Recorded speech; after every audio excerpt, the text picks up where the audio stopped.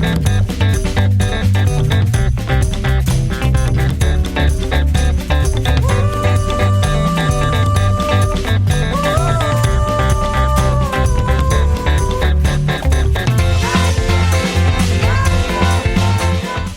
you for having me. My name is Adebisi Adenipekun. I am privileged to serve as the chairman of the Youth Engagement Committee for this conference.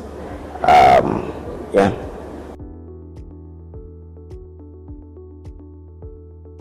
I think the key take-homes were, number one, the fact that young people need to take the front seat on issues that affect them, on issues of young people and adolescents in the continent. We had conversations around the Sustainable Development Goals and the Africa Agenda 2063 and how young people can actually take leadership role in ensuring that this agenda are met, the objectives and the goals of this agenda are met. Important thing to also call out is the skill building sessions that happened yesterday. We had some breakout sessions where young people were actually taught on advocacy and how to speak the truth to power.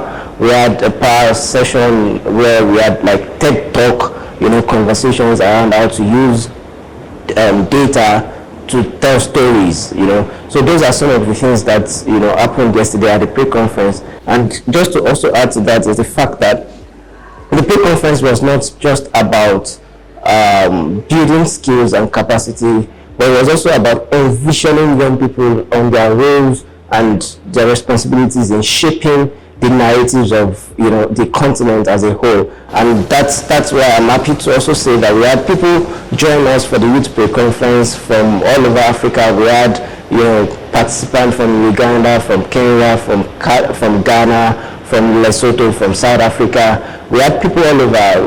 The physical participants were over 200, and we had virtual participants at some point in time, about 100 participants, 94, 96, it's kept, fluctuating. But we had huge, participation across Africa, virtually, and of course, physically, people from Nigeria were in the hall. So that speaks to what we intend to achieve and what we actually achieved yesterday in terms of the content, in terms of the participation, in terms of the partners' presence. So we had WHO in the room, we had UNFP in the room, we had UNESCO in the room, we had other partners, PEPFAR in the room, and all of these partners spoke to what they are doing to improve the health and well-being of young people, how they are investing in optimizing young people's health and well-being across the continent. Interesting question, and it's interesting because when we talk about the challenges of young people, it's multifaceted. Young people in themselves are a diverse group of people. If you think about how the experience of a 13-year-old in southern Nigeria is different from 13-year-old in northern Nigeria. And if you bring that to the bigger picture of Africa, you discover that there is no one straight answer to your question. But in terms of emerging themes, narratives that we have gleaned across Africa, young people are not immune from the effect of economy, the national economy, the dwindling economy across many countries in Africa. So I'll start from that financial prong, how young people are also bearing the brunt of our inefficient system, our economic policies. Some countries of Africa have had cards on social media platforms. This in turn affects the survival and livelihood of young people. Many of them are actually making a living from leveraging technology, leveraging social media. To speak to your question directly, the challenges that young people are facing today, starts from the government policies, how unfriendly many of our policies are to young people. We don't seem to think about how policies affect young people, where maybe because they are not on the table when those decisions are made anyway. That speaks to the government policies and how that affects the economy of young people. That's one. Two is the fact that If we think about the education, there's a lot around certificates and certification in this part of the world that downplays on skills.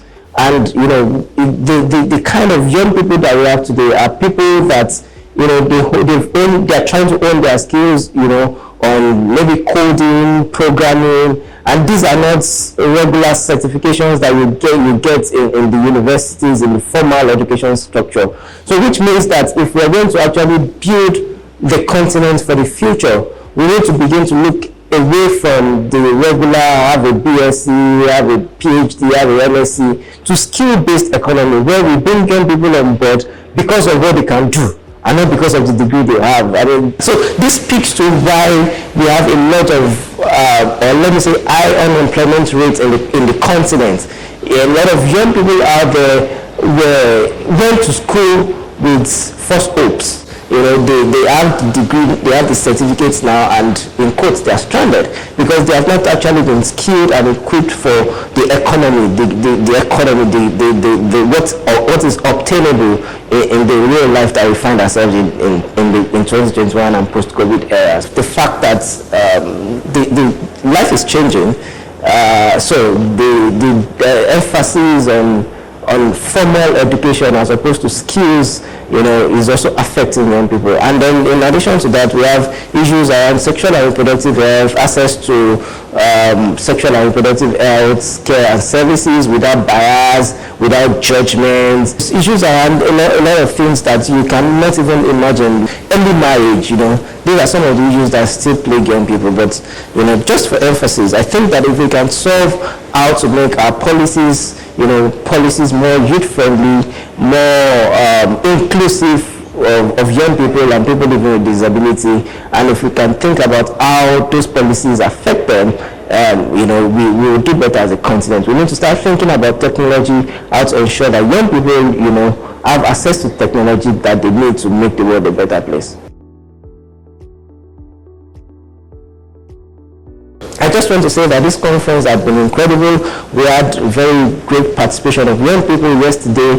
It was a very huge success in terms of the content of the pre-conference, the programming itself, and the participation. And the main conference started on a very high note this morning. We are looking forward to how this first African conference will, be translated into movements across the country, across the continent rather. We are a growing continent. There's so much young people in the continent. We cannot afford not to synergize. We cannot afford not to come together to actually shape the narrative of the continent as we desire. And finally, I want to say that young people should actually be the change they desire to see. Thank you.